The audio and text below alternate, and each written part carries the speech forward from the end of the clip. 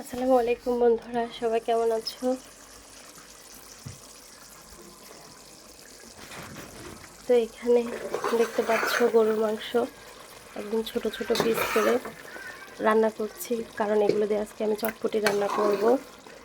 সাধারণত আমরা যদি চটপটি রান্না করি এর সাথে কিন্তু এই গরুর মাংস দেওয়া হয়। আমার শ্বশুর সবসময় বাজার থেকে গরুর মাংস নিয়ে আসে চটপটি রান্না করার জন্য।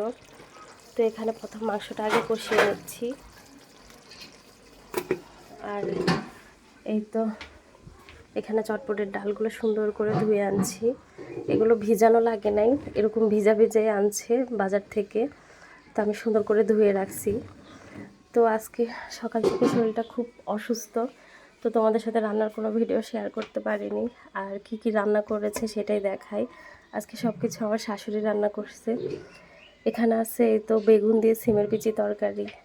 তারপর যেহেতু ঘরে মেহমান আছে তাই আজকে মুরগি নিয়ে দিয়েছিল বাজার থেকে, তো মুরগির মাংস রান্না করেছে। তারপর এই তো মূলার শাক শুকনো মরিচ দিয়ে ভাজি, এভাবে খেতে কিন্তু খুব মজা লাগে। তো আরেকটা জিনিস,